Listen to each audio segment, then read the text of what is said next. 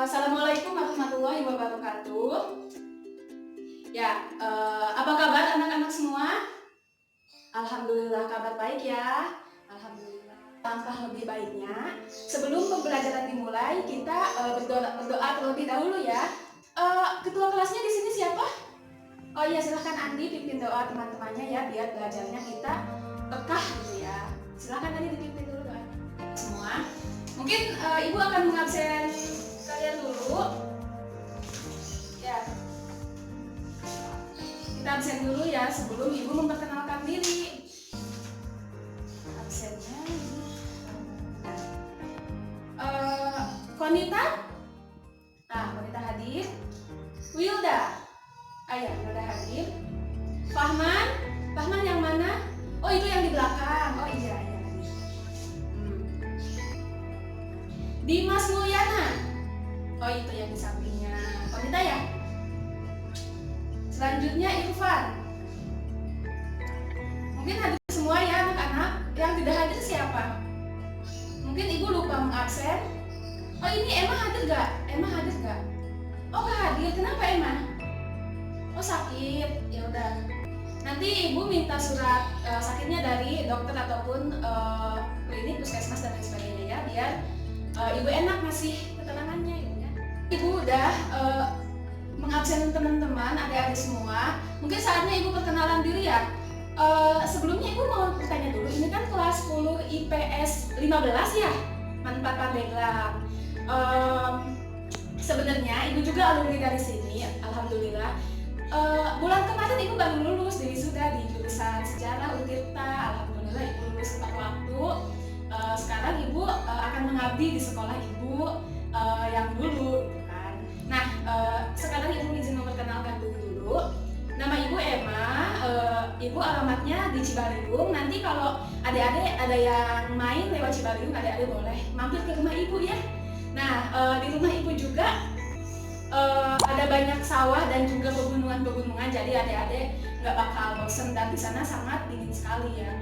Terus Ibu melanjutkan pendidikan terakhir Ibu di Untirta, jurusan Sejarah, alhamdulillah. Jadi Ibu sekarang nggak kecemplung gitu ya, ngajar anak-anak. Semoga Ibu bisa memberikan nih ilmu yang Ibu dapat ketika Ibu belajar di perguruan tinggi. Mungkin itu perkenalan singkat dari Ibu. Mungkin di sini sebagai peserta didik baru di Manfaat Pandeglang kelas 10. Ini kan adik-adik semua setelah upacara langsung masuk kelas ya, langsung diajar sama Ibu. Berarti Ibu guru pertama yang masuk dong ya, dan Ibu guru pertama yang memperkenalkan diri, betul begitu? Ya betul.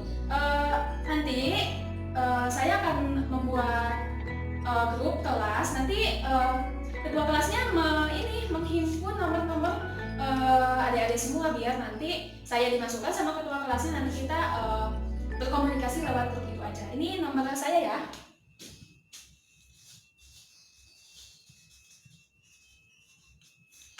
Nah, itu silahkan dicatat, adik-adik, itu nomor saya. Silahkan jika ada pertanyaan atau apapun bisa dikontak aja.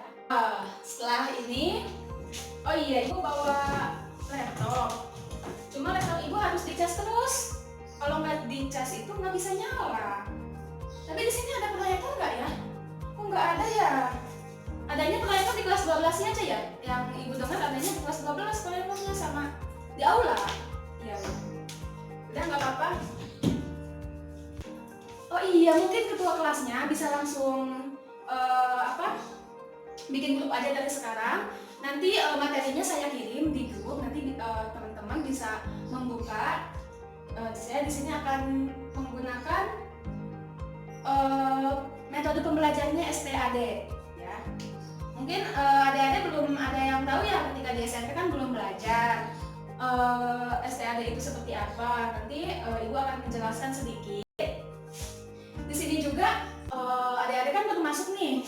Mungkin adik-adik pernah merasakan nggak sih ketika masuk SMA atau perguruannya, masuk SMA atau sekolah lebih tinggi dari SMP, pembelajaran sejarahnya itu kan pasti berbeda ya, teknik teknisnya ataupun materi yang disampaikan oleh gurunya. Nah, Mungkin ada satu orang yang menceritakan pengalaman belajar sejarahnya ketika di SMP kemarin gitu ya. Silakan satu orang mengacungkan tangan. Bagus sekali Ivan, penceritaan pengalaman kamu ketika di SMP. Mungkin nanti ada teman-teman yang lain bisa saling bertukar pengalaman belajar ya ketika di SMP-nya kemarin. Mungkin langsung aja. Di sini Ibu berhubung kita pertemuan pertama, pembelajaran kita pada pagi hari ini itu tentang cara berpikir kronologis dalam mempelajari sejarah.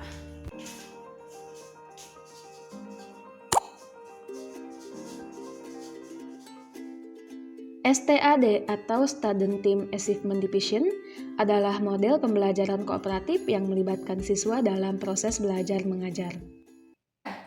Tadi udah dibentuk kelompok dan semuanya sudah berkumpul kelompok dan juga LKS-nya sudah di tangan kelompok semua, dan juga Ibu tadi sudah mendata nama-nama kelompoknya dari kelompok 1 sampai kelompok 4. Ini untuk penilaian Ibu ya biar objektif. Setelah ini silahkan adik-adik semuanya membuka LKS dan dibuka halaman berapa adik-adik ya? Nah, halaman 7. Silakan adik-adik buka halaman 7. Di sana ada 4 poin. Poin 1, poin 2, poin 3, poin 4. Silakan semuanya dibaca. Nanti teknisnya setiap orang akan Ibu berikan kertas 1 lembar. Nah, dalam kertas itu akan Ibu berikan subtema dari materi yang telah teman-teman baca. Kan ada 4 subtema tuh. Nah, nanti di dalam satu kertas itu ada 1 materi subtema. Nanti itu akan didapatkan oleh 1 kelompok. Nah, nanti itu hasilnya yang akan dipresentasikan oleh teman-teman kelompok. Pada intinya nanti adik-adik semua baca dulu. Nah, setelah dibaca, Ibu akan memberikan kertasnya. Nanti adik-adik tidak bisa punya waktu untuk membaca materi yang adik-adik dapatkan. Jadi mulai dari sekarang dibacanya ya adik-adik, biar setelah Ibu membagikan nanti langsung membaca materinya. Nah, sekarang Ibu akan membagikan kertas yang tadi Ibu janjikan.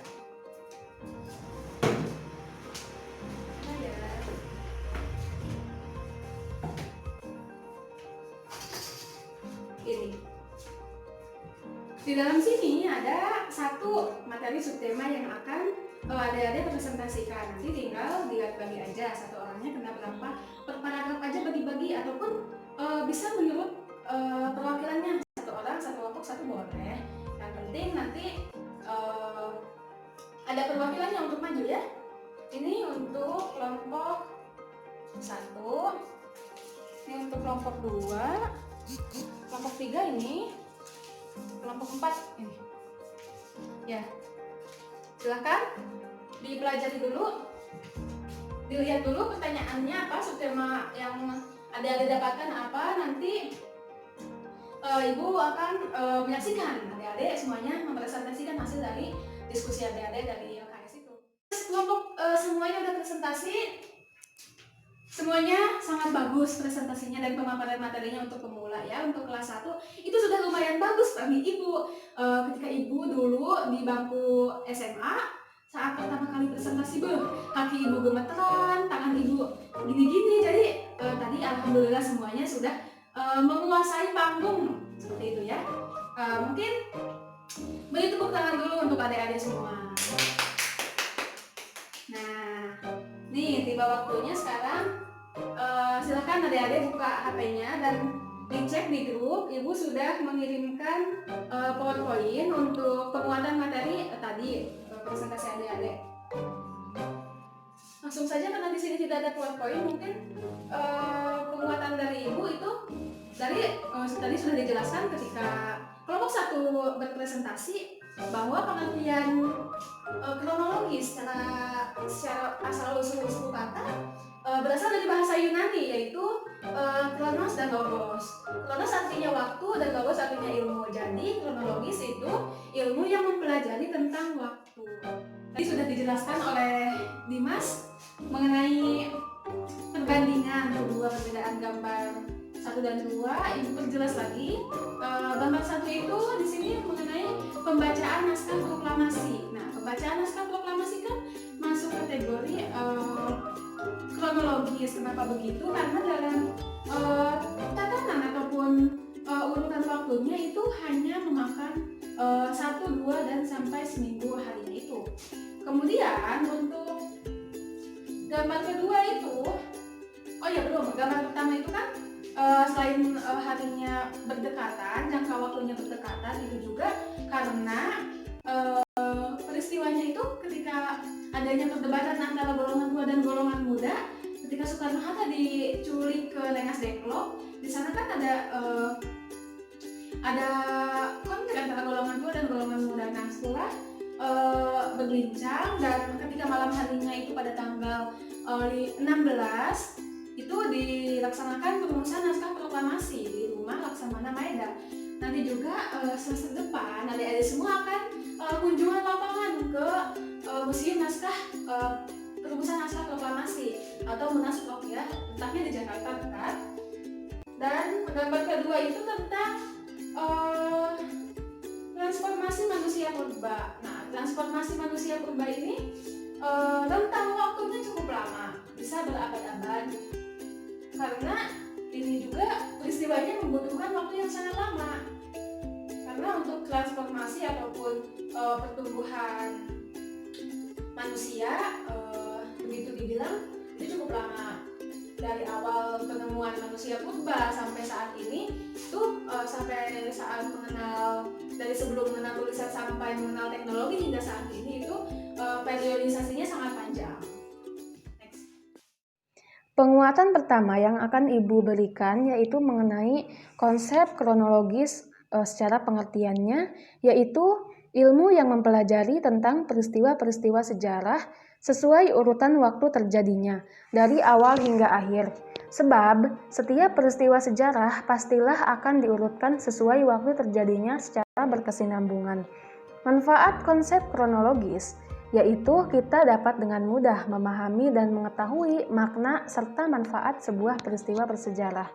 Dengan konsep berpikir kronologis, sejarah bisa memberikan gambaran utuh suatu peristiwa sesuai dengan urutan waktu kejadian. Dengan kata lain, kronologi bisa membantu merekonstruksi kembali suatu peristiwa bersejarah sesuai dengan urutan waktunya. Adapun cara berpikir kronologis, yaitu kita mampu mempelajari kehidupan sosial secara memanjang dan berdimensi waktu, memandang masyarakat sebagai sesuatu yang terus bergerak dan memiliki hubungan kausalitas atau sebab akibat, menguraikan proses transformasi yang terus berlangsung dari waktu ke waktu kehidupan, menguraikan kehidupan bermasyarakat secara dinamis, dan yang terakhir yaitu digunakan dalam konsep ilmu sejarah. Adapun contoh penerapan konsep kronologis yaitu masuknya atau kedatangan bangsa Spanyol dan bangsa Portugis ke Indonesia. Dengan urutan waktu pada tahun 1511, Portugis mendarat di Malaka. Pada tahun 1512, Portugis telah berhasil menduduki di Maluku. Tahun 1521, Spanyol tiba di Kepulauan Maluku yang di bawah pimpinan Sebastian de Elcano. Pada tahun 1529, dilakukan perjanjian Saragossa yang berisi pembagian kekuasaan antara Portugis dan Spanyol.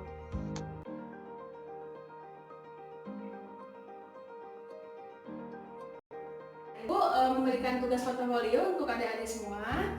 Nanti bisa dicatat saja. Nanti Ibu akan kirimkan tugas mengenai materi ini.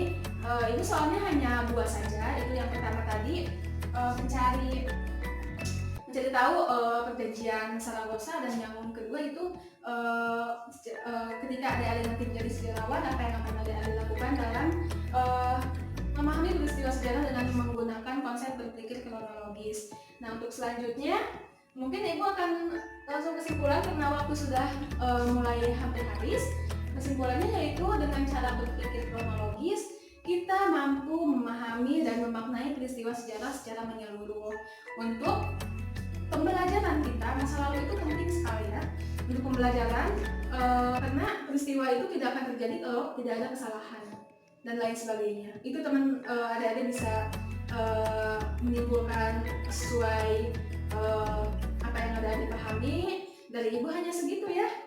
Kemudian untuk pertemuan selanjutnya, karena ini materi pertama, yang selanjutnya itu cara berpikir diakronik. Nanti akan masuk lagi materinya yang kedua, terus menyambung ya adik-adik materinya. Nah, Ibu di sini akan memberikan reward ataupun hadiah untuk adik-adik semua yang aktif terlibat dalam proses diskusi kita pada pagi hari ini. Tadi Ibu sudah melakukan penilaian secara objektif, dan Ibu mendapatkan satu siswa yang telah aktif. Ibu langsung saja akan memberikan gantungan. Gantungan ini Ibu beli dari Jogja liburan kemarin. Ini harganya mahal, jadi adik-adik sangat beruntung. Selamat kepada Dimas telah mendapatkan hadiah sebagai siswa teraktif. Terima kasih sudah menyaksikan video ini sampai akhir.